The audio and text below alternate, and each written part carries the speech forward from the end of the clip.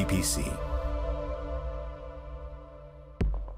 At the crossroads of energy and technology, we lead the new energy era with purpose, innovation, and a clear plan. By merging energy with intelligence, investing in critical energy and digital infrastructure, well prepared to face market volatility and seize opportunities. Clean energy is our drive. A sustainable future for all is our destination.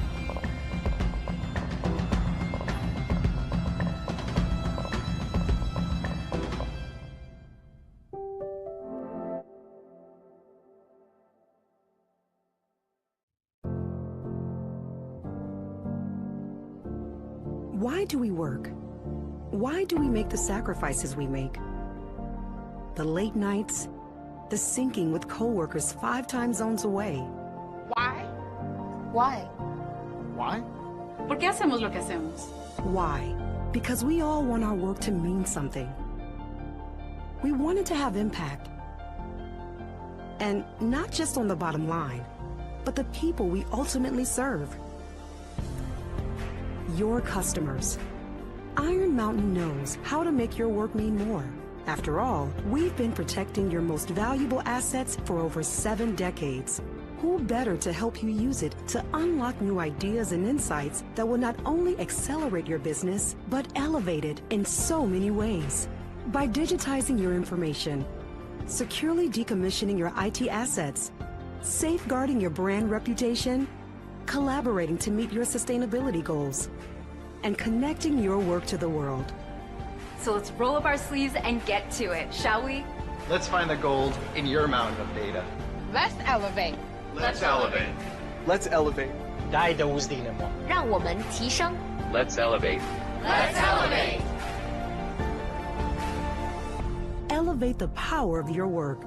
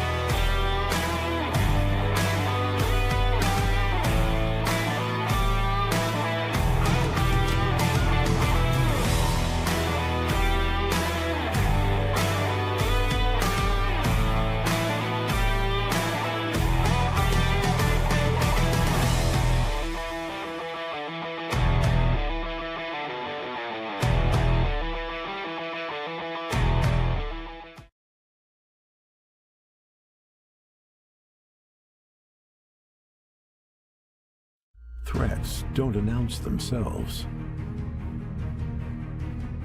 Neither do we.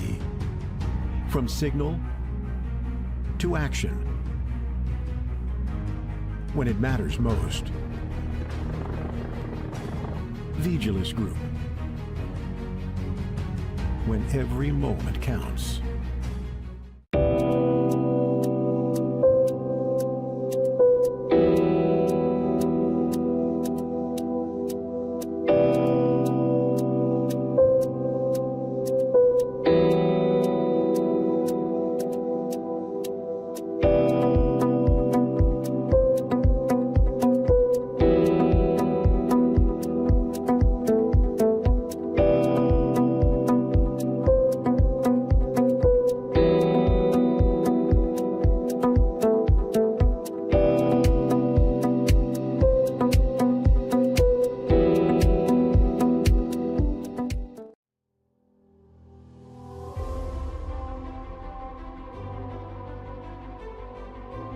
Η ισχυρή παραγωγική βάση της βιομηχανίας φαρμάκου στην Ελλάδα εγγυάται την κάλυψη σε περισσότερο από 70% των αναγκών των Ελλήνων ασθενών με τις απαραίτητες φαρμακευτικές θεραπείες.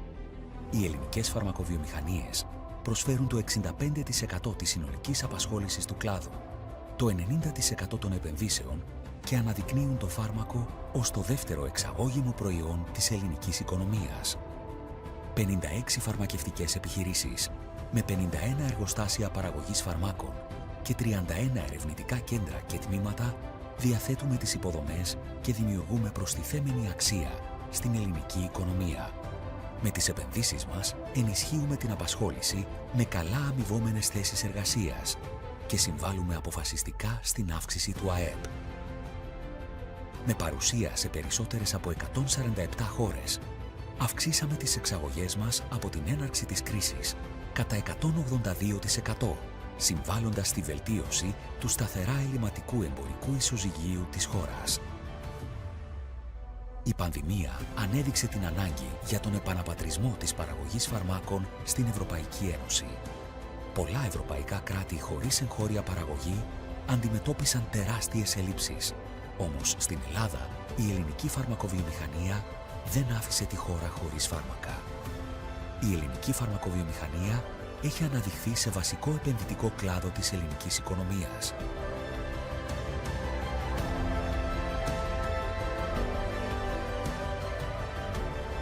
Υλοποιώντας ένα σημαντικό πρόγραμμα επενδύσεων συνολικού ύψους άνω του 1,8 δισεκατομμυρίων ευρώ. Οι επενδύσεις των ελληνικών φαρμακευτικών επιχειρήσεων αφορούν σε ένα ευρύ φάσμα δράσεων. Από την αναβάθμιση των υφιστάμενων παραγωγικών και ερευνητικών υποδομών έως και τη δημιουργία νέων εργοστασίων με υπερσύγχρονο εξοπλισμό και χρήση υψηλής τεχνολογίας. Οι επενδύσεις αυτές διαμορφώνουν το χαρακτήρα και το μέλλον της σύγχρονης ελληνικής φαρμακοβιομηχανίας, συμβάλλοντας ενεργά στην εδραίωση υψηλών αναπτυξιακών ρυθμών για τον κλάδο και το σύνολο της εθνικής οικονομίας. Ταυτόχρονα, οι επενδύσεις μας θωρακίζουν το σύστημα υγείας, διαμορφώνοντας συνθήκες επάρκειας και σταθερότητας στη φαρμακευτική αγορά. Διευρύνουμε τη δυνατότητα κάλυψης των αναγκών των ασθενών με ποιοτικά, ασφαλή και αποτελεσματικά φάρμακα. Επιχειρούμε με εξωστρέφεια και αυτοπεποίθηση, παραμένοντας σταθερά προσανατολισμένοι στο όραμά μας για την ανάδειξη της χώρας μας σε ευρωπαϊκό κόμβο για την έρευνα και παραγωγή φαρμάκων.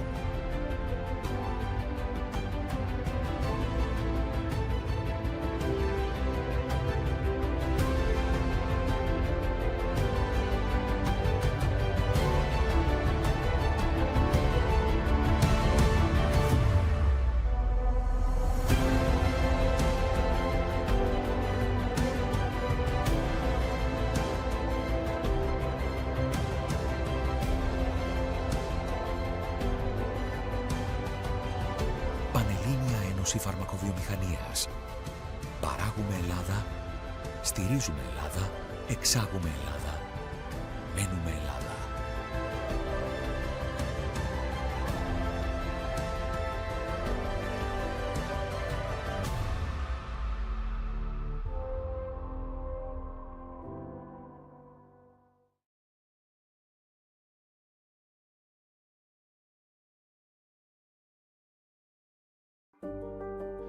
Welcome to Onyx, a fully acquired Mediterranean estate, a perfect ecosystem, integrated as one.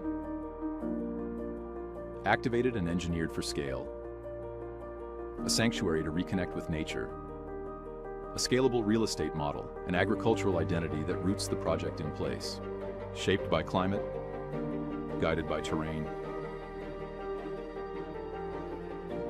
sustainable by design. Geothermal below, solar above. Two clean systems delivering zero emissions, long-term savings, and off-grid autonomy. Modular form, durable structure. Onyx delivers measurable yield and trusted hard assets. Join the pilot, shape the prototype, invest where the Mediterranean evolves. Energy is life, and DEPA is at the heart of it. From major infrastructure to homes and businesses, DEPA energizes every moment of modern living. Driven by innovation and strengthened by international partnerships, DEPA is securing the energy future of Greece and its wider region. DEPA is investing in new, state-of-the-art power generation units, ensuring system stability and boosting competition. Through investments in alternative fuels, clean technologies, and bold new ideas, DEPA is shaping a sustainable future tomorrow, today. And because people are at the heart of every progress story, DEPA stands beside consumers, its employees, and local communities every step of the way. DEPA is powering progress, today and for the future. DEPA Group of Companies at the heart of energy.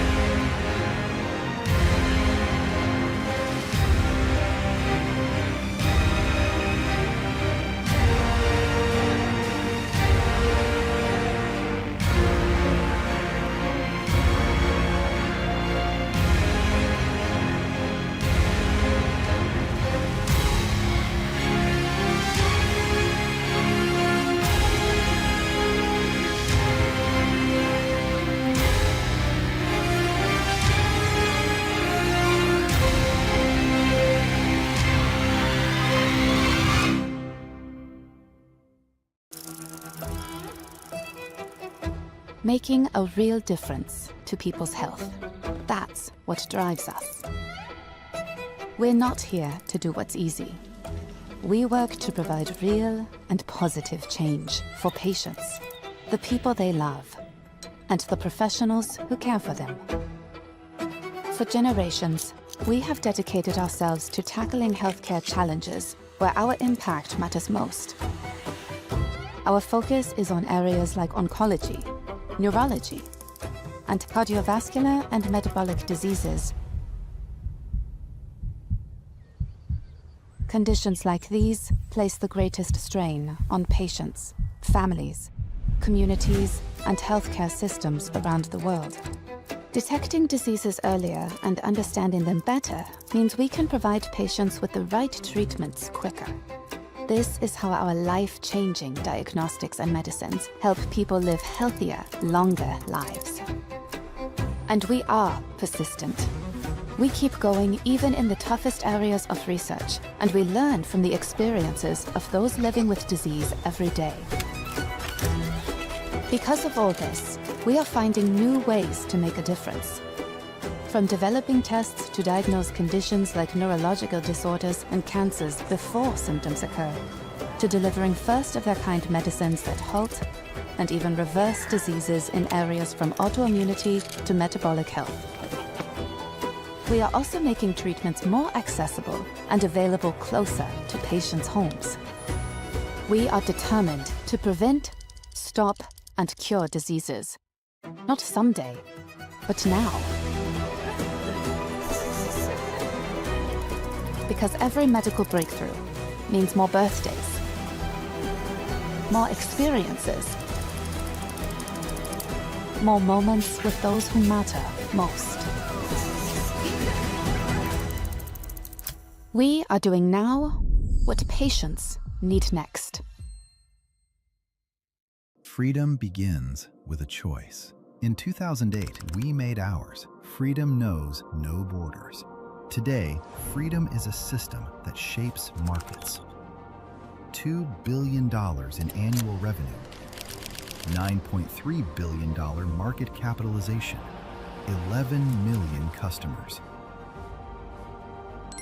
11,300 plus employees, 230 offices worldwide. Freedom Holding Corp. One ecosystem, many possibilities.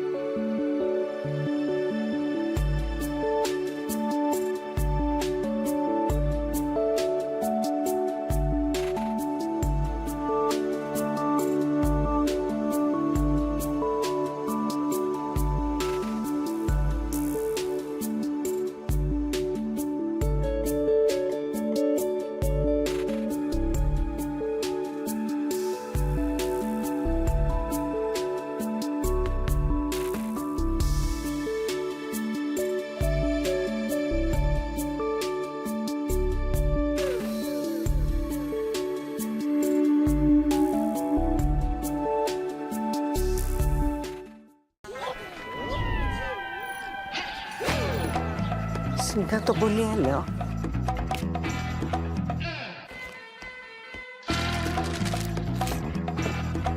Καλώς την detective Σούλα. Πού πας ρε μάνα? Σιγά να σου πω. Άρα. Ω, γεια σας κυρία Σούλα, περάστε. Γεια σας. Γεια σας. Αυτό γιατί πάει έτσι γρήγορα? Άμα έχεις γρήγορο ίντερνετ. Σιγά το τζετ. Κατά τα άλλα πώς είστε? Σήμερα είμαι όλη μέρα στο κινητό. Σιγά την βλαχοδήμορφο. Είπατε κάτι? Όχι, τίποτα. Μπράβο σας πάντως. Και γρήγορο ίντερνετ και ατελείωτο χρόνο να μιλάτε όλη μέρα στο κινητό. Γιατί δεν έχετε πια. Αφού έχουμε Nova More. Σιγά το μυστικό του κράτους.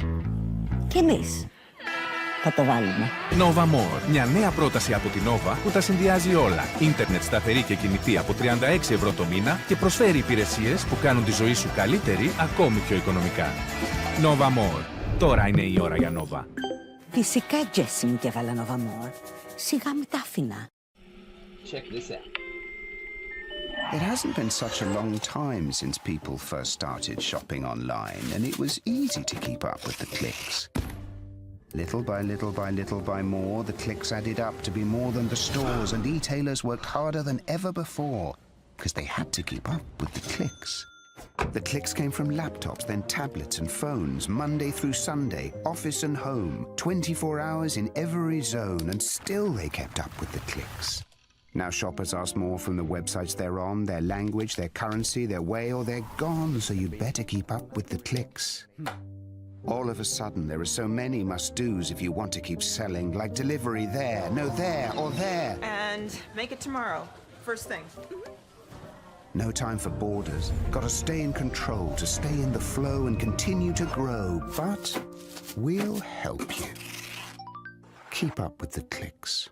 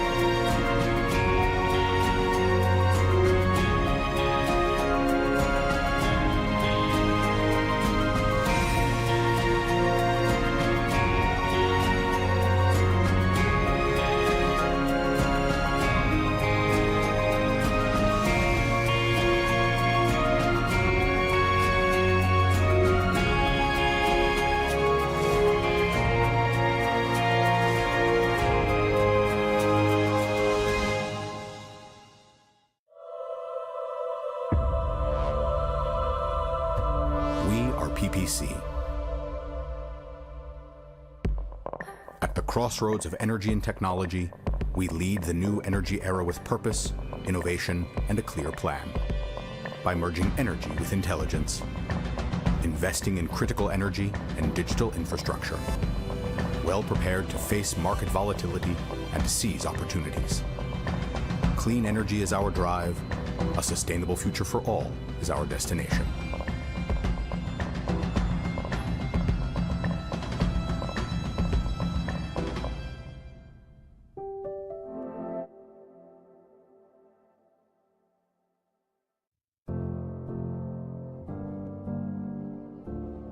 Why do we work? Why do we make the sacrifices we make? The late nights, the syncing with coworkers 5 time zones away. Why? Why? Why? ¿Por qué hacemos lo que hacemos? Why?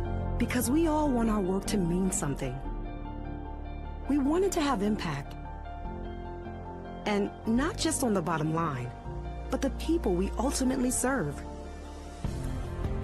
Your customers. Iron Mountain knows how to make your work mean more. After all, we've been protecting your most valuable assets for over 7 decades. Who better to help you use it to unlock new ideas and insights that will not only accelerate your business, but elevate it in so many ways. By digitizing your information, securely decommissioning your IT assets, safeguarding your brand reputation, collaborating to meet your sustainability goals, and connecting your work to the world. So let's roll up our sleeves and get to it, shall we? Let's find the gold in your mountain of data. Let's elevate. Let's elevate. Let's elevate. 大家都是的嘛。让我们提升。Let's elevate. Let's elevate. Elevate the power of your work.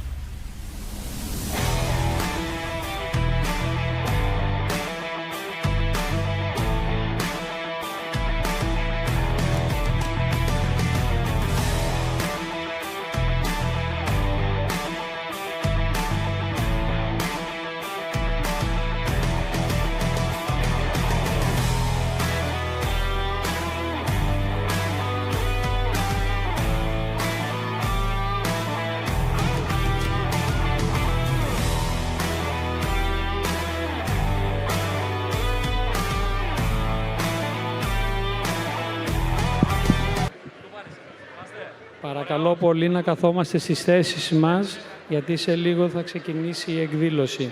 Θερμή παράκληση.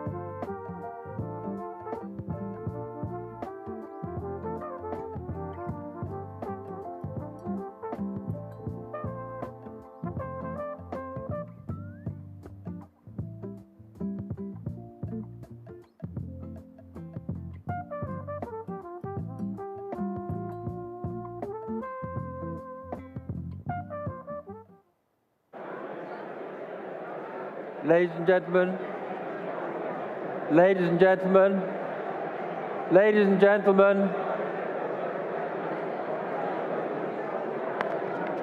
ladies and gentlemen, if I could ask you please to take your seats. Hello, ladies and gentlemen, good evening. Good evening, ladies and gentlemen. If I could ask you please to take your seats so that we can allow our guests of honor to arrive. Please do take your seats. Thank you.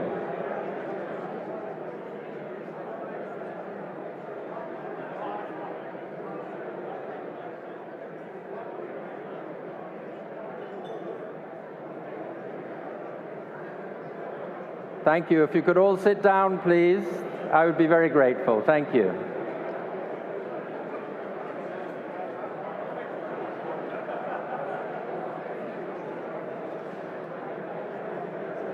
Thank you. The Prime Minister and the President will be arriving shortly. Thank you. Please sit down.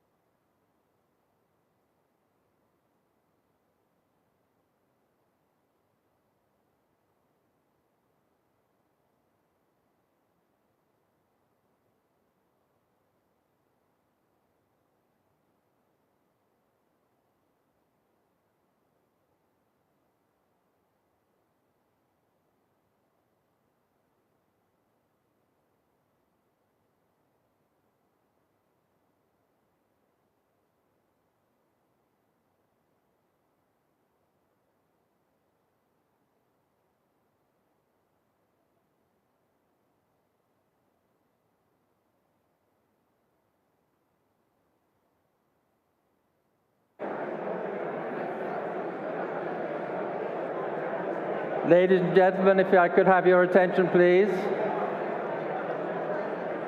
Ladies and gentlemen. Ladies and gentlemen. Ladies and gentlemen, if you could please take your seats and a bit of silence, please. So, first of all, ladies and gentlemen, let me welcome you all to our gala dinner. Before inviting the Prime Minister and the President to come on stage, one or two things to say. First of all, thank you so much to all our speakers who've given us over the past 2 days, and I'm sure also over the last day tomorrow, an extremely stimulating conference in the great tradition of this event, which is now in its 30th edition. And so this is a bit of a birthday party as well. And because it's the 30th edition, I would like to just have a round of applause, please, to Nectaria and all her team.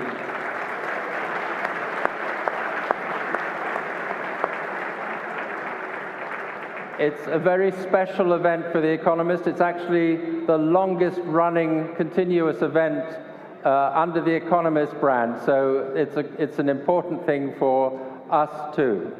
And I'd like to also thank all the sponsors who help support it, and many of them year in, year out, who are loyal supporters of this event, which really is a remarkable gathering in Athens every year. And just as a reminder of some of the highlights, we're going to play you a very short video to get a sense of these past 30 years. If you could play the video, please.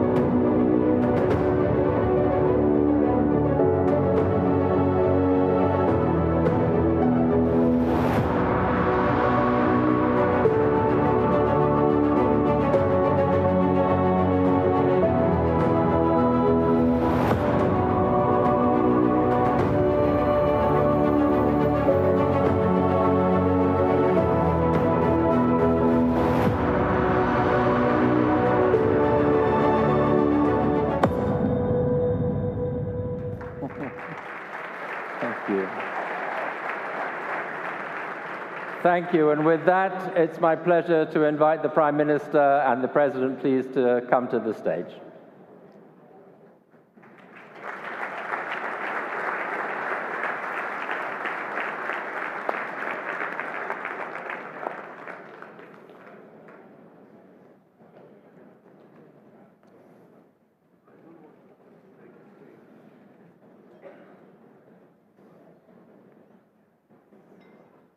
Do you want to come in there?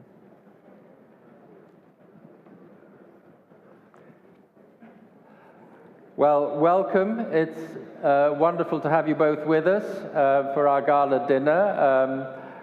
President of the European Parliament, Roberta Metsola, when you were elected as president in 2022, I think you were the youngest ever, you became the youngest ever person to hold the job, and the first from Malta. So it's particularly good to You're not the first Maltese connection we've had. You may have seen Valletta on that list of places that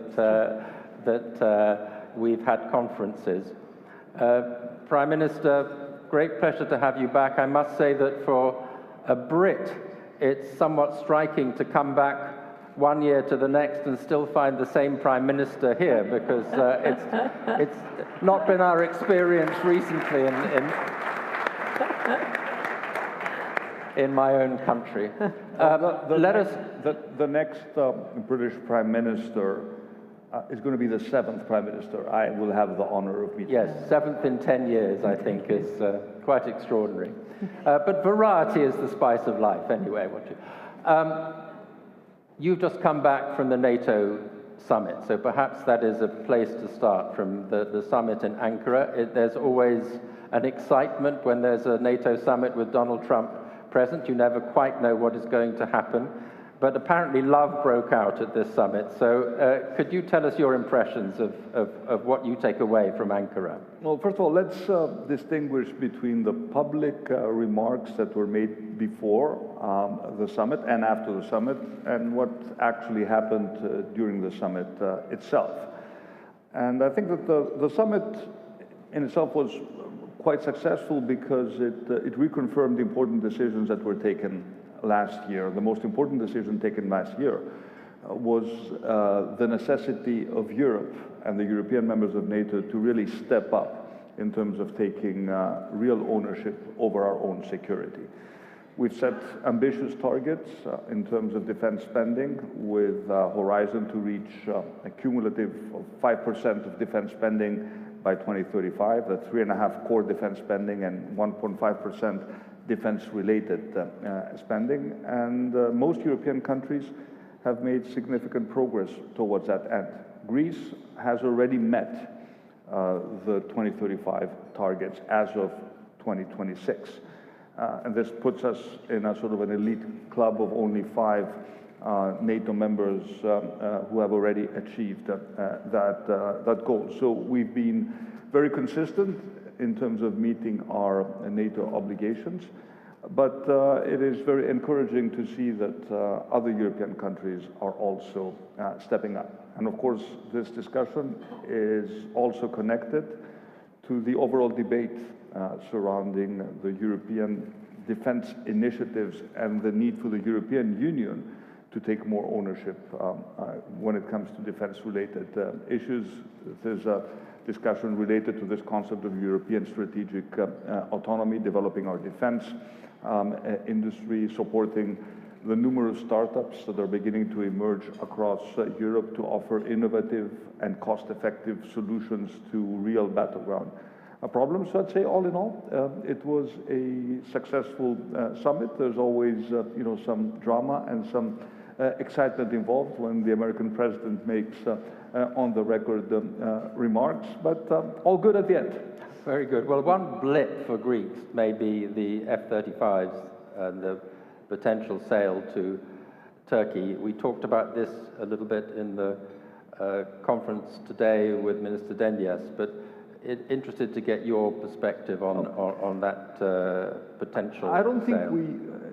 I don't think we do justice to the importance of the decisions taken at the summit when we just limit the public debate in Greece around issues related to the Greek-Turkish relationship. When we have issues to discuss with Turkey, we discuss them amongst ourselves. And sometimes in Greece, I think we take a very narrow-minded approach when it comes to these broader issues. Again, the important message coming out of the summit is related to the fact that Europe is spending more on defense.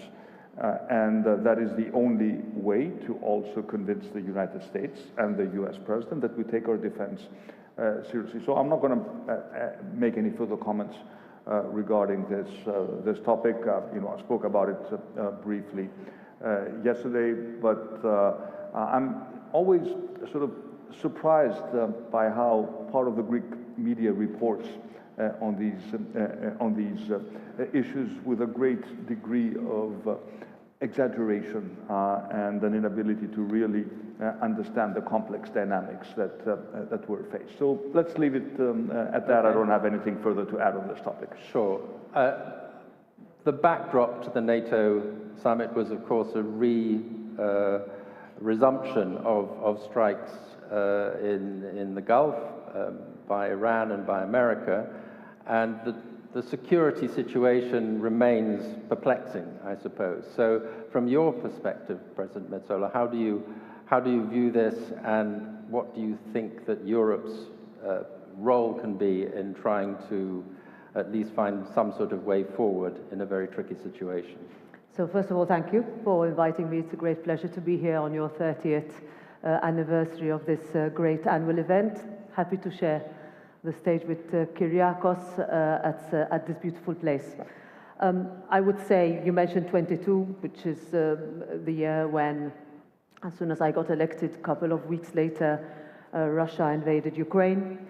And I would say that the agenda of the Parliament has completely shifted to one that focuses a lot, much more than ever, on security. We would not talk about defense before. We were very far away, and that's to put it mildly, on the targets of the 2%, the original 2%. If you think going back to 2014, 2 or 3 countries maximum had reached them. Now you have almost all countries that in Europe that are reaching the targets. Massive increase in defense expenditure. If you think, you look at the core defense expenditure of Europe and Canada in order to bring up the targets, and also in terms of capability, innovation, research, and investment in Europe. And it is against that backdrop that we approach any of the challenges we have, both in our continent, in our immediate neighborhood, and in areas which affect us massively, not only in terms of security, but also economically. So this is why we have called for de-escalation repeatedly. We see also the strikes taking place against the Gulf states at a very perilous moment. We see the volatility and of prices of oil and gas, even though they're not as volatile as the worst scenario could predict them to be today. But we're going into an extremely difficult summer and autumn, and a very unpredictable 2027. And if we can't project to our citizens the ability to give them stability of what they pay at the end of the month, what the challenges will be, then we will start to see much bigger unrest than we see today. We're sort of managing in the European Parliament. It's an extremely difficult institution to run. We have 8 political groups with 720 colleagues from 27 member states. We find majorities, but I can tell that these will be harder and harder to manage if the challenges both in our continent and in our immediate neighborhoods continue to grow. So you talk about, of course, the Parliament, but what is the role of the Parliament on these issues? Can the Parliament really come into play, or people seem to look to their national governments more than the European Parliament? Well, actually, in times of big challenges as we're facing today, if you ask, even in Greece, majority of citizens say, we trust the continent and Europe to keep stability. And that is not a given in a time when there are no challenges. If anything, we have been for many years benefiting from the so-called peace dividend, where citizens looked away, to a certain extent didn't vote anymore, expressed frustration, etc. So now it's up to us. And the responsibility we have is not only in humanitarian aid, in terms of being the budgetary authority of the Union, in terms of making sure that we have a security infrastructure that works, making military mobility a legislative possibility, something that was impossible before, having a legislative framework where our innovation, our industries are not stuck at borders. All of that is legislation that is debated and voted on within the European Parliament. In the wider angle, we also vote on each and every trade deal. So 3 weeks ago, we voted on the EU-US trade deal. It was a difficult, let's say, target to reach, but we were clear There are 16 million jobs on both sides of the Atlantic that depended on this trade deal, and we had no choice but to vote in favor. Similarly, 2 days ago, we voted on new trade deals after 26 years with Mexico. India's coming up. All of this would have taken years in the past. The Parliament has recognized it. We are much faster than we ever were. I always would like us to be faster, but we build majorities and we move. So, and that leads on, I think, to the broader security and geopolitical framework. Prime Minister, I can ask you, where does Europe stand now between the United States, China, the great powers in the world? How does Europe position itself for the world where there is a risk that the big decisions are taken over the heads of Europe? I thought I would get an easier question on your 30th anniversary. Important question. Look, I think over the past years, and as a result of the war in Ukraine, but also because of some important reports that were written, and I'm referring to the Draghi and the letter report, there has been a sense of sort of almost a brutal awakening at the level of the European Council when it comes to Europe's role in this changing geopolitical and geoeconomic landscape. And it is no surprise that the priorities laid out by the Commission, by the Council, but also by the Parliament, focus around these two critical issues: competitiveness on the one hand, security and defense on the other. And all the initiatives that we take are moving in that direction. Unless we fix the competitiveness imbalance with the US and with China, Europe is going to continue to decline. Important decisions have to be taken in that direction. If you look at the speed at which we have implemented the recommendations of the Draghi report, it's probably not what we would like. But I think Roberta was very correct to point out that Europe is a very complex institutional construction, which involves lots of compromise. It has three pillars, the Commission, the Council, the Parliament, and they all at some point need to agree when it comes to the important decisions. And this, of course, does take time. Having said that, the issues are addressed with a new sense of urgency. When we talk about competitiveness, we have to look at the single market and the way it functions, or the problems that it still has. Roberta referred, and rightly so, to the cost of living crisis, which is something that affects all our citizens. But if you look at the single market now, it is difficult for me to explain why the same product costs more in Greece than it costs in another European country, even if you account for the cost of transport. So there are still basic things that need to be fixed within the single market. This notion of the 28th regime, the ability of a startup. We were talking, I think, 2 years ago. Yeah, to be able to be created, for example, in Greece, yeah. but be registered in Poland or in Lithuania and be able to do business there. All these are important ideas that need to become law and need to be implemented. And of course, the difficulty is always to ensure that these bold suggestions are not watered down in the process and not overcome by European bureaucracy or by the necessity to achieve compromises at the level of the European Parliament. When we talk about energy, we are simply not competitive when it comes to energy prices in Europe, and there are still significant discrepancies between the prices of energy across different European countries. So we don't actually have a single market of energy. Yes, we're looking at the grids package, improve connectivity, but all of this needs to move at a much faster speed. And finally, when it comes to trade, I am a proponent of free trade agreements, and at a time when there is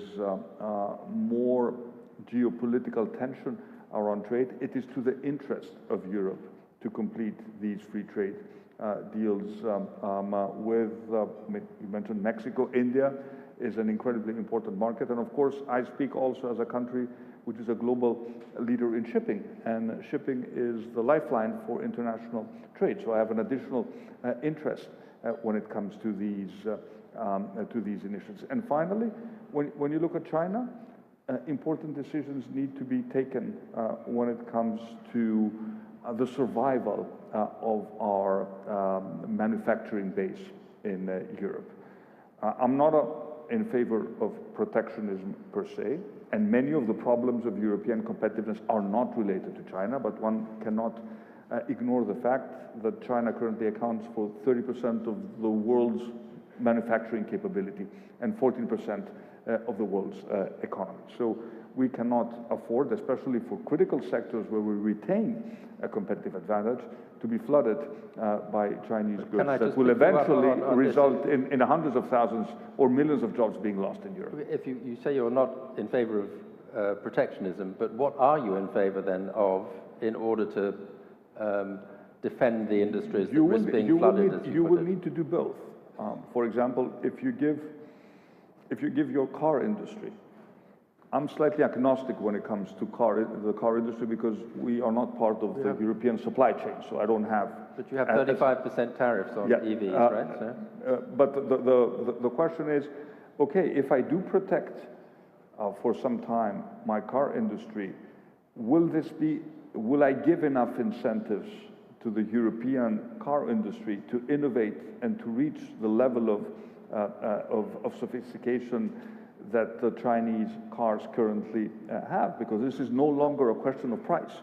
We need to understand that the combination of AI and robotics in China is creating a manufacturing powerhouse which is much more sophisticated, and we understand. So if we take protective measures, we need to ensure that we also look at the other side of the ledger.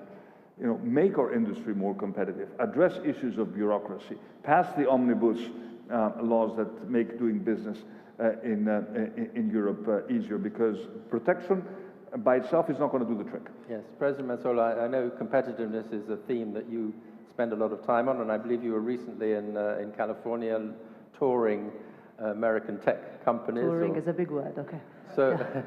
So what did you take back from that sort of experience? I mean, China is a powerhouse, but so is America. Yeah. Kyriakos was mentioning competitiveness, and in a way, it's every second sentence you find that word with us trying to answer how we're going to reach that strategic autonomy that has eluded us for over a decade now. But at the same time, we need to match it with a clear understanding of where our dependencies lie. We can talk, yes, about the automotive sector. We can talk about the imports of non-European-made cars, not only Chinese, so the numbers are petering out there. Secondly, in terms of our dependence on battery production, semiconductors, chips, that is the big discussion we had when I went to California to meet the leader of the tech companies who see Europe as their most important market for 150 million consumers who are willing to continue to invest, to research their products from a continent where talent is extremely high. If you compare the number of AI professionals in Europe when compared to China and the US, our numbers per capita are much higher, but then our investment is minuscule compared. When it comes to how we innovate, the amount of patents we create in technology, we are at the very top of the game. But that then dilutes into productivity. How much do we manage to produce? At what cost? We are very proud standard setters, but those standards will not be relevant anymore if we don't produce anymore. And I think it's this balance between us having always led in every revolution. The next one will be AI. Where are we going to be? Are we just going to be a very wealthy consuming continent? Or are we going to be one which really looks at investment, data centers, making sure our people, the best we have, stay here, but also continue to be a market that other global companies invest in, whether in terms of talent, in terms of production, in terms of competition. You see big differences between member states on this. So some member states are more dependent on imports from outside the European Union. Some member states have different ideas of what it means to be protectionist. Do we talk about everything that is made in Europe or made with Europe? Are we talking about making it easier for third countries to invest in Europe? Or are we going to make it for us more autonomous to have supply chains that start and end in this continent? And that is, I think, a discussion that we need to be having. I sometimes feel that we're sort of observing this, and this is the speed issue that Kyriakos was mentioning, that I sometimes look at the processes and realize that this, at a time when tens of thousands of jobs are being announced, being lost in some countries, and we're, stuck on an omnibus that could go much faster. So, with that in mind, with the need for speed, perhaps, Kyriakos, you could pick up some of these rhetorical questions that you put. What is Europe going to do? An observer or a player in an originator or a user of AI? If you look at capital expenditures on AI infrastructure, what we call the AI stack, it is clear that Europe is significantly lagging behind the US and China. At the same time, there is a very vibrant debate about the concept of AI sovereignty. Where do we keep our sensitive data, and what is the necessity to invest in Europe to ensure that, at least when it comes to where the data actually is, that we're not dependent on the United States, because China would clearly not be an option. At the end of the day, as much as we offer in terms of public money, European money or national money, the bulk of the funding when it comes to these investments is private capital, which brings us again to the question of the ability to mobilize these sums at the European level, which is again connected to the topic of the Savings and Investment Union. Why is it that our savings are being directed to the US only to possibly be reinvested in Europe through the US? So we need a much greater mobilization of private capital to at least be able to compete when it comes to the infrastructure of AI.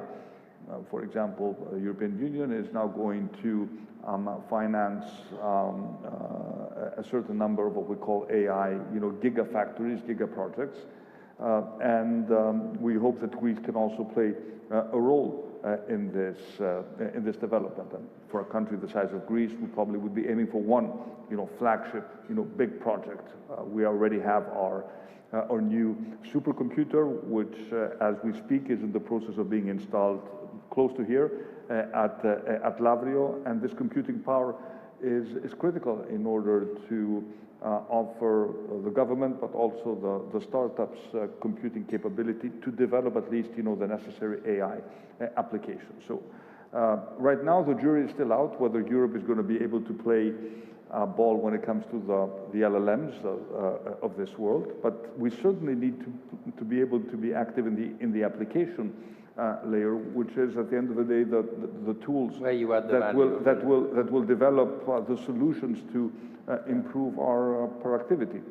So there I see a lot of dynamism. When I look at Greece, I see lots of very interesting startups that are developing products and services in this space, but each country will also need its own national strategy, and we need to ensure that when it comes to regulation, we need to be smart and flexible. Because when I hear some of the big US companies telling us we are not going to offer some of our products to Europe as a whole because we are restricted by European regulation, I raised the question of whether we have taken some of our regulation maybe a step too far. When it came to data protection, we set the standards. When it comes to the AI Act, we were again ahead of the curve, but I think there are issues which need to be addressed, because I wouldn't want to be in a position not to have access to cutting-edge know-how simply because for some reasons we have made it a regulatory nightmare for these companies to operate in Europe.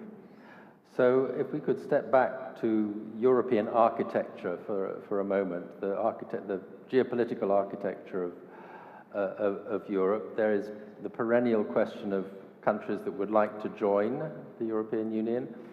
And then there are questions of countries that are on the periphery or have left, like my own country, but are still European. So can you see in the future a European architecture that is somehow more flexible and allows countries that either for whatever reason are not yet ready for full membership, or countries that don't want full membership but need to be included in areas like defense, like the UK? How does Europe accommodate that wider world beyond the European Union itself? If I can start by taking myself to a personal experience, every country, leaving the United Kingdom a little bit aside, but that joins the European Union, mine joined 22 years ago in the Big Bang enlargement of 2004. If you look at each of those countries today, the economic growth, the standards, and the quality of life that has been brought to those countries proves the point that enlargement is a win-win, not only for the countries seeking to join, but the countries that are already in the Union. You see the growth figures for these 10 countries, Poland being at the head of the list. This is something that 20 years ago was dominated by fear. Discussions as to whether Europe would not look like Europe anymore, whether sovereignty was going to be forgotten at the altar of federalism. And if you look back now to the fact that the last country to join the European Union was in 2012, Croatia. 10 years ago, the United Kingdom left. Today, we have more than 10 countries who would like to join. Iceland, that is going to hold a referendum at the end of August. Also, that would not have happened if the current geopolitical situation was not so volatile. You have countries like Canada and the UK who would like to enter the SAFE program. You have discussions, and I'm glad that we're having these discussions as to what are, I would say, the steps to be taken before enlargement. Each country has its own path, it's based on merit, but let's not leave those countries hanging forever. We have been in countless Western Balkan summits where Kyriakos is always at the lead of saying we cannot leave this meeting with zero progress. 3 or 4 weeks ago, we were in Montenegro for the EU Western Balkan Summit, where Montenegro is leading in terms of candidacy and all, the accession treaty is already being drafted. And that was, I would say, the first summit where I left with a little bit of optimism that, wow, these are countries that fly our flag high. These are countries that run election after election on the basis of hope, of joining the European Union, being part of Europe, because it's synonymous. How are we, who are inside, who have such a success story to tell, going to tell them, wait another 6 months? And I think that we're finally on a path of discussion where this win-win debate is catching up. Will we still have fear-mongering? Absolutely. Will we still have this idea that Europe should stay as is? But if there's one thing we've learned, is that stagnation never helps. And if you go always for the status quo, then you're just going to disappoint those who look at this continent as one of the future. Prime Minister? Well, on the question of various types of cooperation, this to a certain extent already exists. within the European Union. Not all countries are members of Schengen, not all countries are members of the Eurozone, so there is already a degree of variable geometry, and the treaties and the way the European Union works is able to accommodate for specific priorities of member states. Defense is going to be an interesting test, whether we will be able to develop a core group of countries that could do more when it comes to European defense collaboration.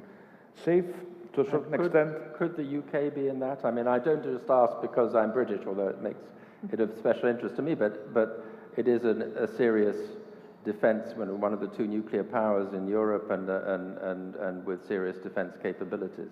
Okay. We first have to make it work for the European Union, and if you're talking about sort of a coalition of the willing, when it comes to EU countries, we first need to be able to formalize that, and to a certain extent, it is happening at an ad hoc level. So you have bilateral or trilateral cooperations. This leads to the standardization of procurement.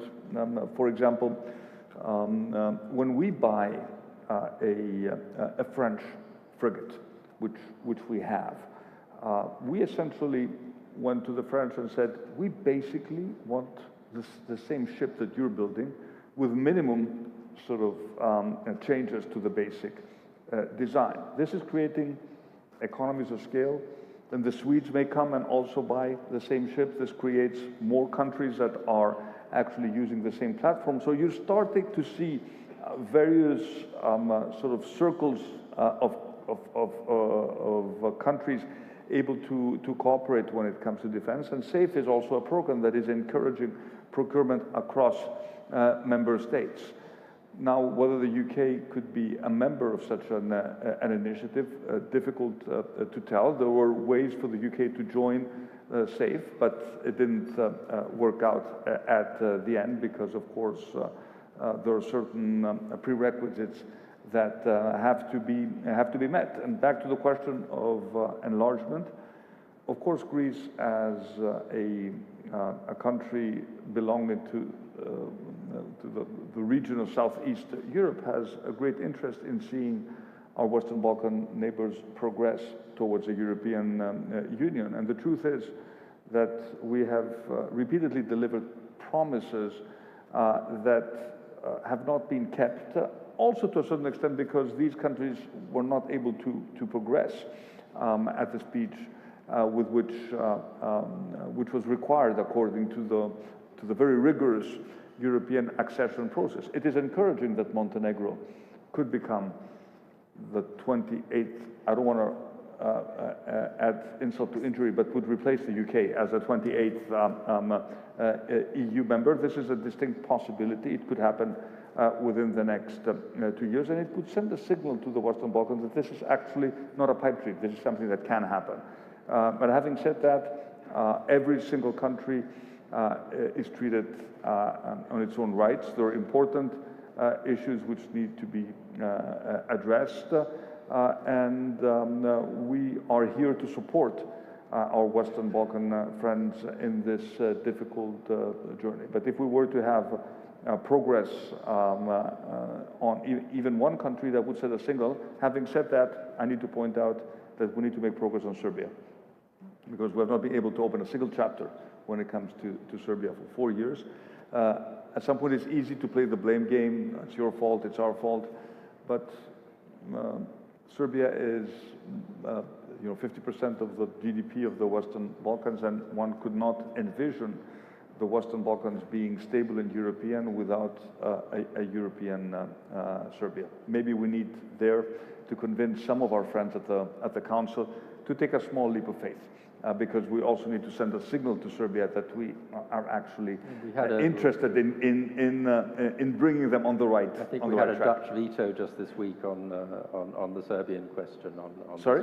We had a Dutch veto this week, I think, didn't we? On that? I want to raise something that I know you've both been dealing with over the years quite a bit, but which seems to have dropped in salience, and I want to understand why it's dropped, and that is migration.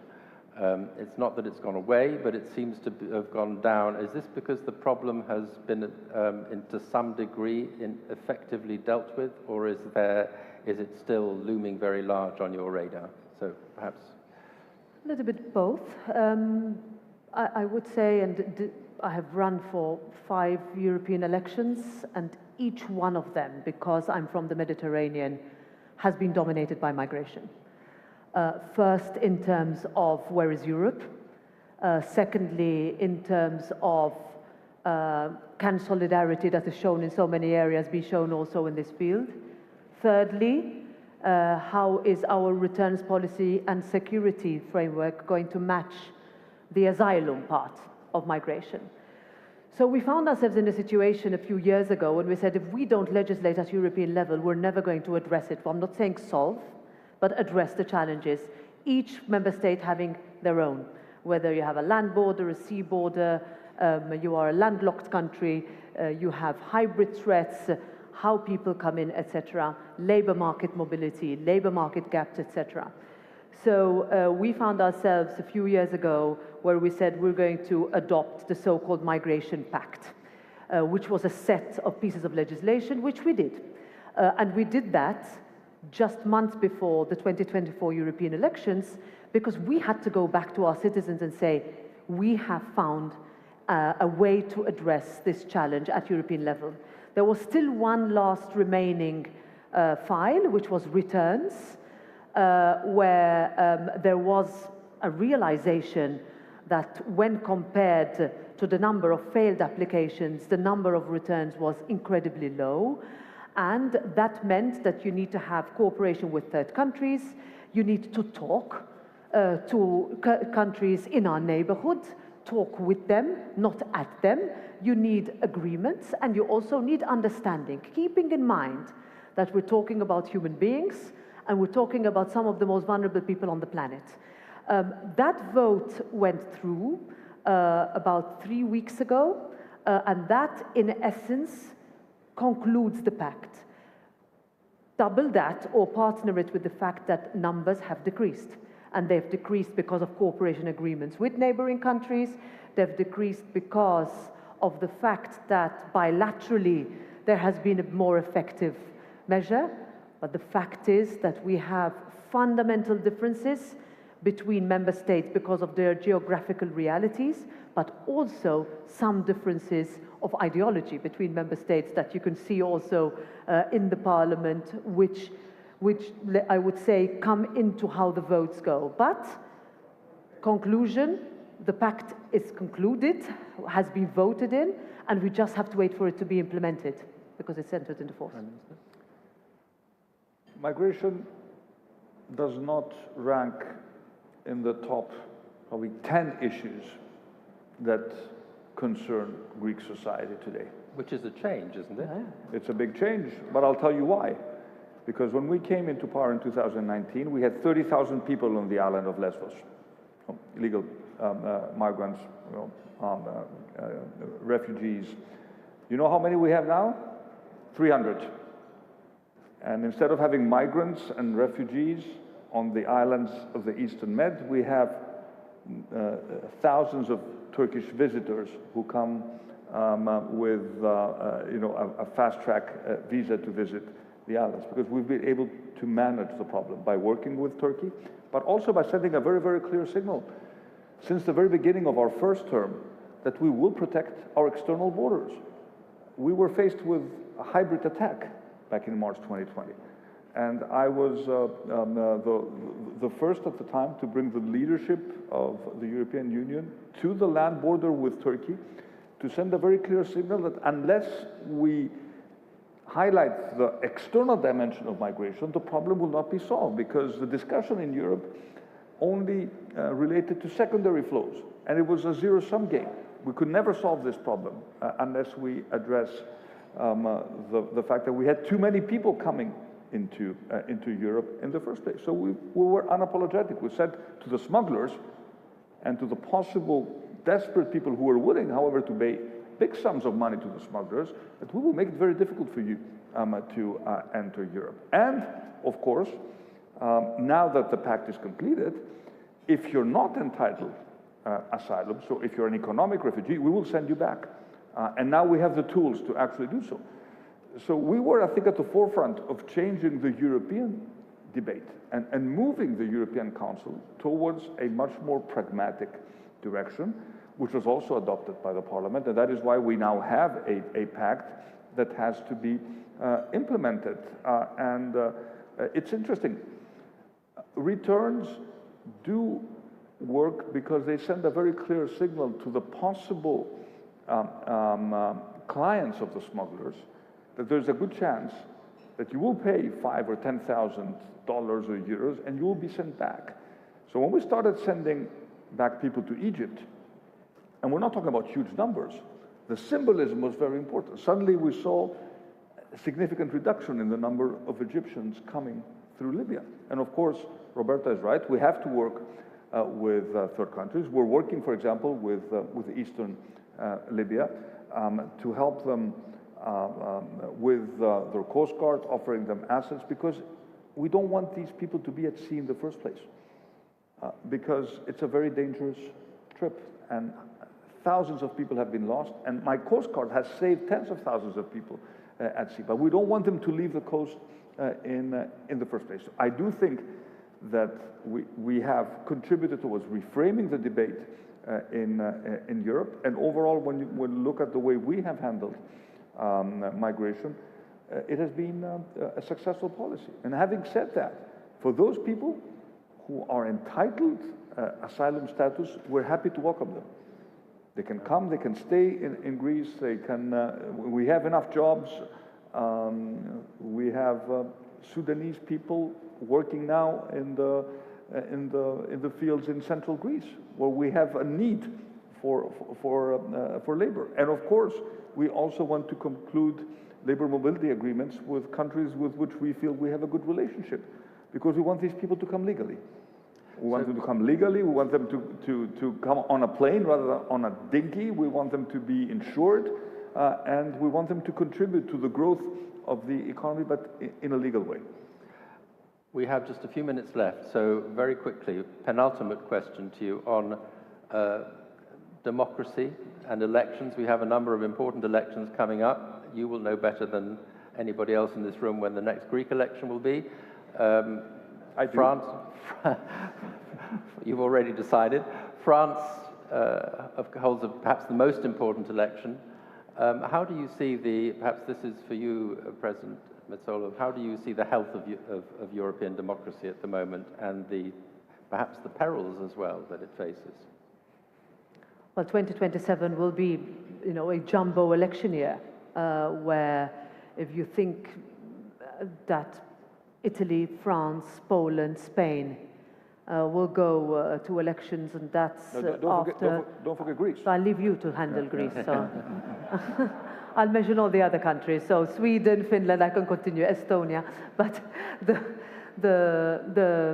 it's clear that if you look at the difficulties being faced by governments across the Union and the challenges, of course, you could always say this is the most consequential election year we've ever had. But suffice it to say that the next few months will be the most consequential election months we would have ever had. And why do I say this? Because we have a challenge, first of all, to make sure people vote. And this is something we've seen not only on our continent, but across the world, where the temptation is to stay home. Secondly, to make sure that you have as healthy a representative list to vote for as possible, that you can represent all sections of society. Thirdly, that you commit to a program that is going to make citizens' lives just a little bit easier. And see, our voters are not asking for too much. So if they ask us for security, they ask us for jobs, and they ask us for a house that they can live with dignity in. For many years, I think we looked away from that. And that is the state of democracy that we are facing, but it's up to us. And our elections are in 2029, so we're 2 years away from after we've had 1 and 3 years away. But this is the moment to gain trust. This is the moment to show that if you've asked us very clearly what you expect from Europe, then we are the ones who have to respond. And that's what we're doing with difficulty, but with majorities that we find. And then, as I said at the beginning, we just move forward. Do you have a quick word on Greece? Well, as you know, we have just entered our 8th year in power, and we will have an election in 2027 in the spring. I'm sick and tired of repeating this. I'm being asked all the time whether we will have an early election, but the election will take place at the end of our term. And of course, I think Roberta framed it correctly. I think citizens are realistic, but they're also concerned at the same time. We have major changes, happening in their lives. Climate change, AI, geopolitical realignment. A younger generation that does not know whether they will, whether their education is going to guarantee them a job. A younger generation that is looking for the basic right to actually own a house, which was a given for our generation. And these are real challenges that need to be addressed. And I would say that the first sort of guideline would be to be humble, to address these concerns with humility, and not to promise the moon. People are realistic. They understand that we cannot make dramatic changes, and that is why I think they're also quite skeptical when they hear, parties, populist parties from the right and the left promising solutions which clearly are unrealistic in terms of their fiscal consequences. So it's very easy to throw money at the problem, but the money is not there. And the countries that have tried it in the past, including my own, ended up almost going bankrupt. And we will not repeat the same mistake. So it is the responsibility of the responsible parties to ensure that whatever we propose is supported by the financial means to actually implement these policies. And this is exactly what we will do. And the temptation is always great to overpromise, but in 2 consecutive elections, we won an absolute majority by not overpromising. And when I look at what we have delivered in our 4th year, compared to what we promised we would do in 2023, we are more or less on target. We promised that we would further reduce unemployment. We did so. We promised that we would increase wages. We did so. We've increased the minimum wage by 42% over 9 years. We promised sort of record foreign direct investment. We've delivered. We've promised to strengthen our armed forces. We have delivered. We've promised to protect workers, and we have actually delivered. We said we would digitize the state. We've done so. Of course, the elephant in the room is the affordability crisis. But you're not going to solve this crisis by simply sort of claiming that you can basically write blank checks and send them to people and commit to measures which clearly cannot be funded. And one final point on the elections, which concerns both of us. The integrity of our elections is going to be challenged by AI. It's a reality. The capabilities of AI are just staggering in terms of creating fake videos, audios, whatever you can imagine. We desperately need to address this. And if there's one regulatory battle I would like to have with the tech companies is to ensure that we have some sort of watermarking technique to identify when a video is a product of AI. This is going to be absolutely critical. We have enough nasty people within our countries, but also outside the countries that would like to play havoc with our electoral process. It's an issue we've discussed. I've raised it repeatedly at the European Council. I don't think there will be time to do much before the next elections, but we should be aware that the next elections will be fought in a completely different digital environment from the previous ones. Enough fodder for future conferences. I know that people won't forgive me if I didn't ask the question that is on many of your minds tonight in this room. So, in a nutshell, Greece or Morocco? Sorry? France. Sorry, France or Morocco? I wish it were Greece or Morocco. France or Morocco? Look, I've placed my bets on on France before the World Cup started. So I'll have to stick with my initial prediction. France I have 4 boys at home. You're wearing the Morocco colors, so it has to. Yeah, I'm wearing. I have 4 boys at home. I think they're pretty tied. So let's see. Let's see. I would say France as well. You're very diplomatic. No, I said France. No. All I know is that but we I have have to finish huge, this, battles at home in we this have front. to finish this evening by 11 o'clock or the room will be empty. But anyway, thank you very much, both of you, for a great session.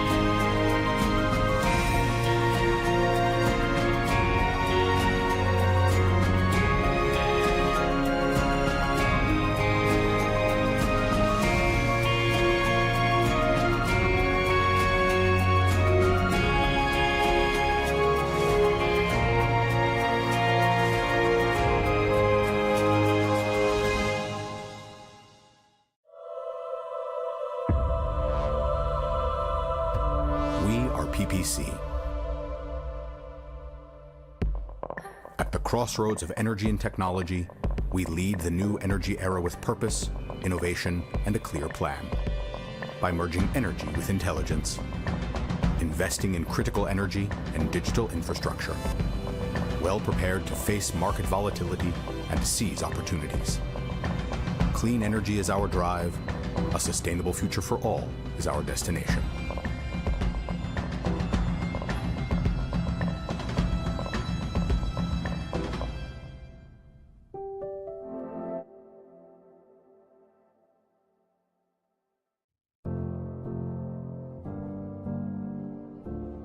Why do we work? Why do we make the sacrifices we make? The late nights, the sinking with coworkers 5 time zones away. Why? Why?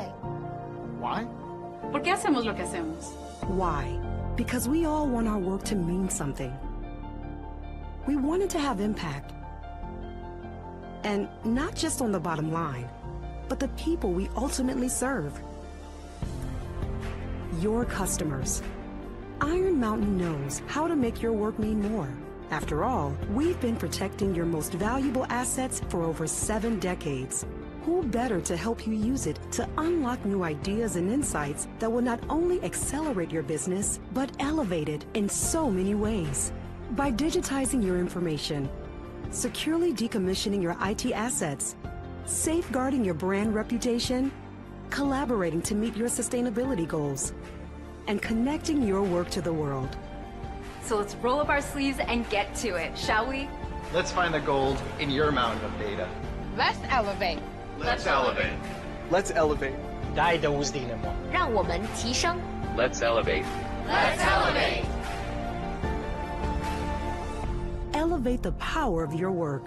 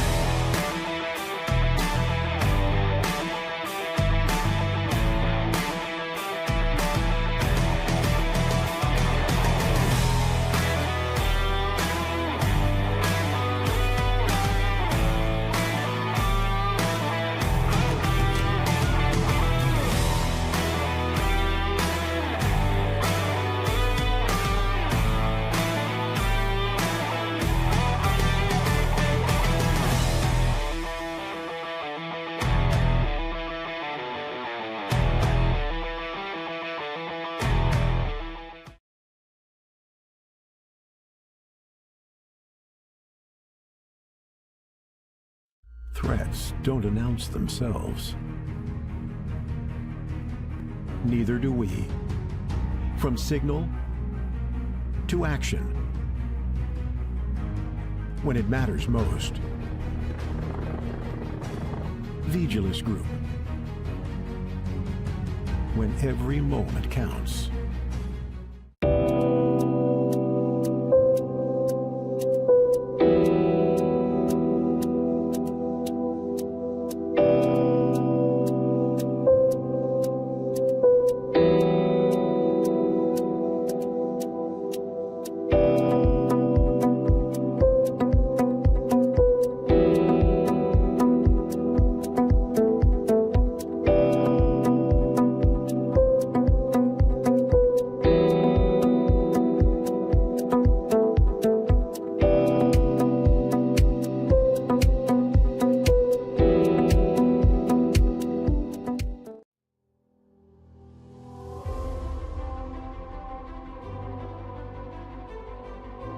Η ισχυρή παραγωγική βάση της βιομηχανίας φαρμάκου στην Ελλάδα εγγυάται την κάλυψη σε περισσότερο από 70% των αναγκών των Ελλήνων ασθενών με τις απαραίτητες φαρμακευτικές θεραπείες.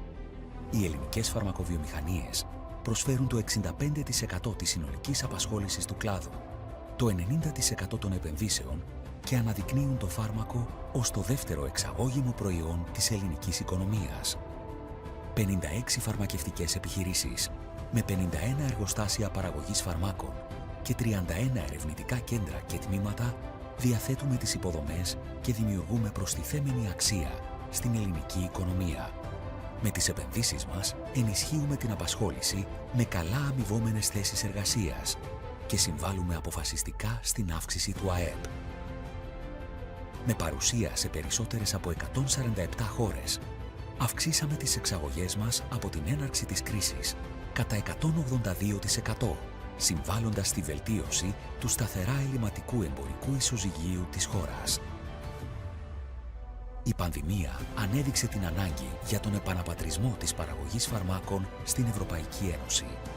Πολλά ευρωπαϊκά κράτη χωρίς εγχώρια παραγωγή αντιμετώπισαν τεράστιες ελλείψεις. Όμως στην Ελλάδα η ελληνική φαρμακοβιομηχανία δεν άφησε τη χώρα χωρίς φάρμακα. Η ελληνική φαρμακοβιομηχανία έχει αναδειχθεί σε βασικό επενδυτικό κλάδο της ελληνικής οικονομίας.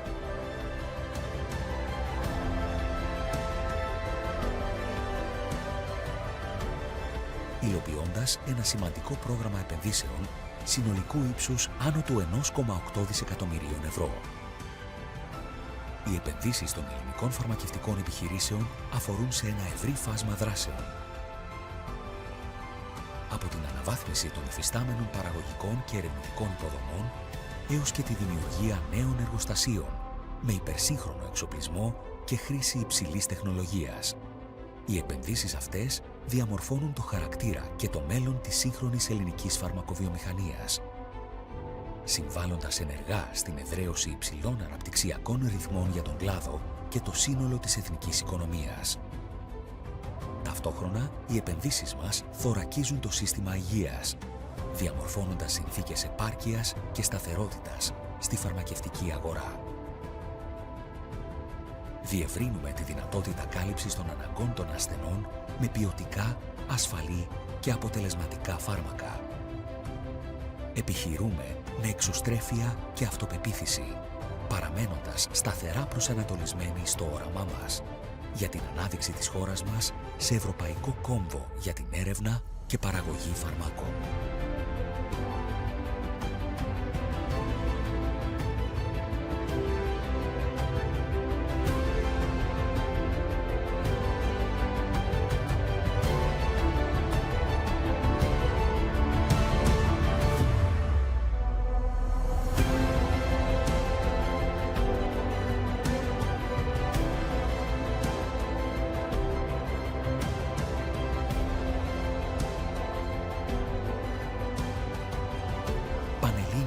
Φαρμακοβιομηχανίας.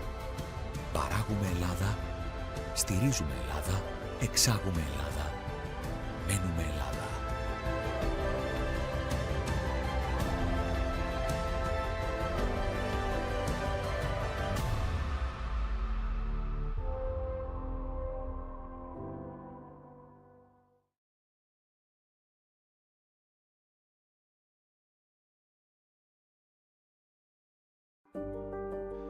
Welcome to Onyx, a fully acquired Mediterranean estate, a perfect ecosystem, integrated as one.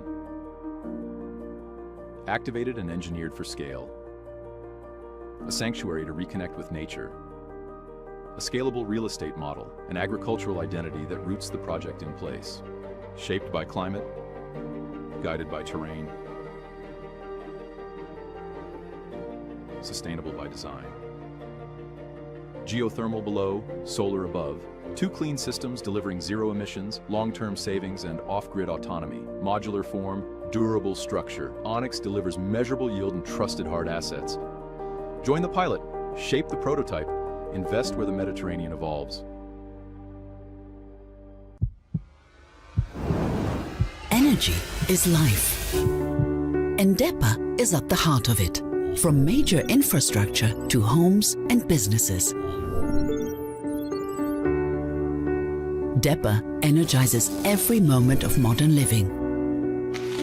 Driven by innovation and strengthened by international partnerships, DEPA is securing the energy future of Greece and its wider region. DEPA is investing in new, state-of-the-art power generation units, ensuring system stability and boosting competition.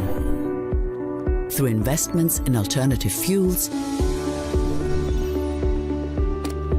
clean technologies, and bold new ideas, DEPA is shaping a sustainable future tomorrow, today. And because people are at the heart of every progress story, DEPA stands beside consumers, its employees, and local communities every step of the way. DEPA is powering progress, today and for the future. DEPA Group of Companies at the heart of energy.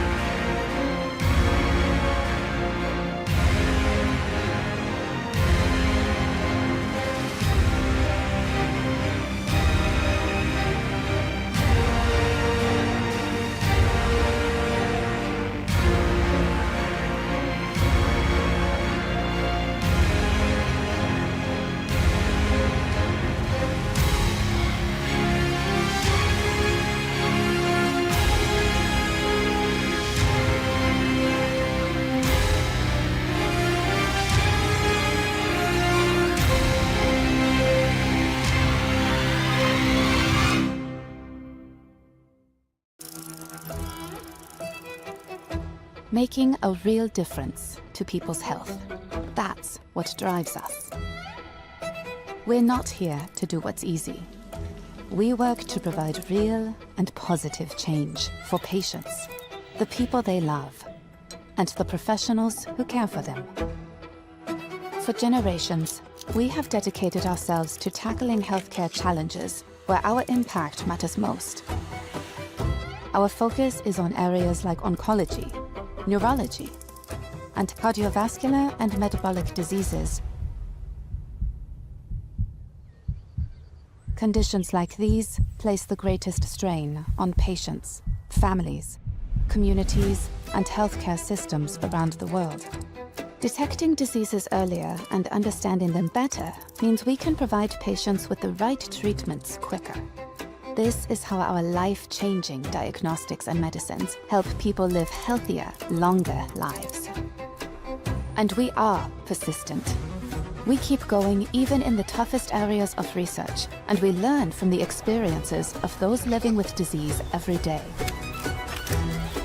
Because of all this, we are finding new ways to make a difference. From developing tests to diagnose conditions like neurological disorders and cancers before symptoms occur, to delivering first-of-their-kind medicines that halt and even reverse diseases in areas from autoimmunity to metabolic health. We are also making treatments more accessible and available closer to patients' homes. We are determined to prevent, stop, and cure diseases. Not someday, but now.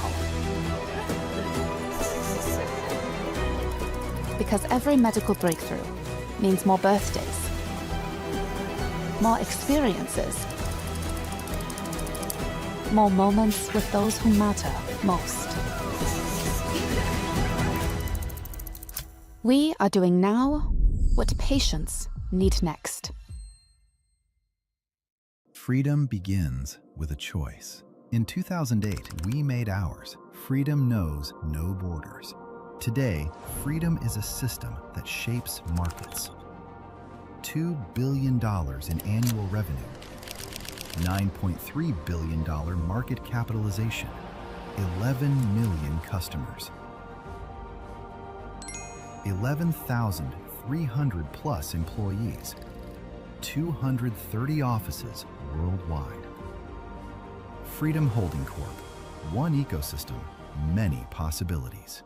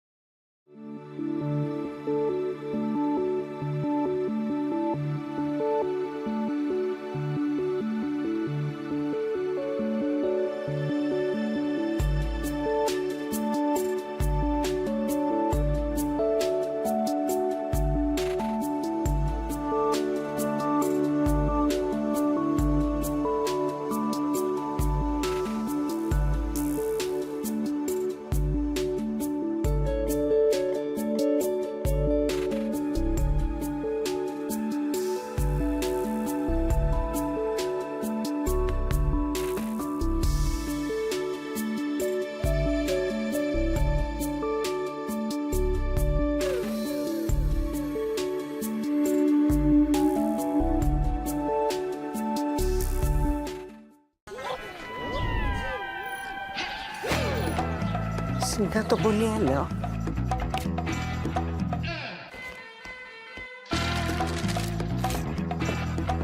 Καλώς την detective Σούλα. Πού πας ρε μάνα? Σιγά να σου πω. Καλά. Ω, γεια σας κυρία Σούλα, περάστε. Γεια σας. Γεια σας. Αυτό γιατί πάει έτσι γρήγορα? Άμα έχεις γρήγορο ίντερνετ. Σιγά το τζετ. Κατά τα άλλα πώς είστε? Σήμερα είμαι όλη μέρα στο κινητό. Σιγά την πλακοδήμορφο. Είπατε κάτι? Όχι, τίποτα. Μπράβο σας πάντως. Και γρήγορο ίντερνετ και ατελείωτο χρόνο να μιλάτε όλη μέρα στο κινητό. Γιατί δεν έχετε πια. Αφού έχουμε Nova More. Σιγά το μυστικό του κράτους. Και εμείς θα το βάλουμε. Nova More. Μια νέα πρόταση από την Nova που τα συνδυάζει όλα. Ίντερνετ σταθερή και κινητή από 36 ευρώ το μήνα και προσφέρει υπηρεσίες που κάνουν τη ζωή σου καλύτερη ακόμη πιο οικονομικά. Nova More. Τώρα είναι η ώρα για Nova. Φυσικά, Τζέσι μου, και έβαλα Nova More. Σιγά με τα άφηνα. Check this out. It hasn't been such a long time since people first started shopping online, and it was easy to keep up with the clicks. Little by little by little by more, the clicks added up to be more than the stores, and e-tailers worked harder than ever before, because they had to keep up with the clicks. The clicks came from laptops, then tablets and phones, Monday through Sunday, office and home, 24 hours in every zone, and still they kept up with the clicks. Now shoppers ask more from the websites they're on, their language, their currency, their way, or they're gone, so you'd better keep up with the clicks. All of a sudden, there are so many must-dos if you want to keep selling, like delivery there, no there, or there. And make it tomorrow, first thing. No time for borders. Gotta stay in control to stay in the flow and continue to grow. But we'll help you. Keep up with the clicks.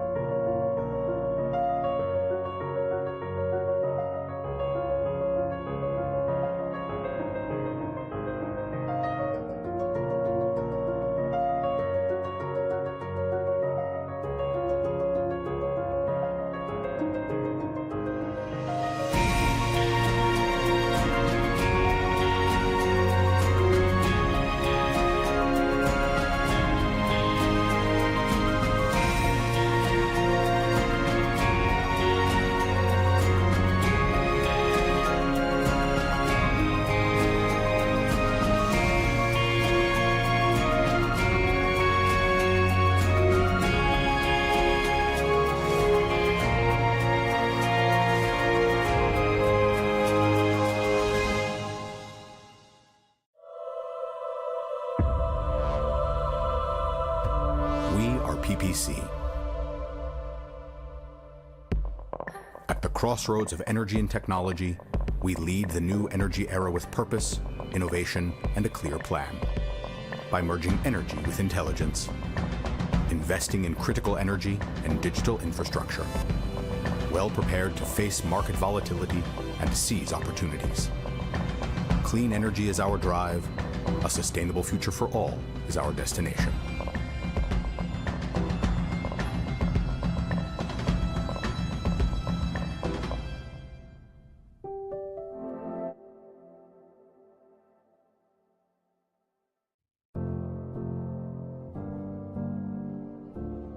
Why do we work? Why do we make the sacrifices we make?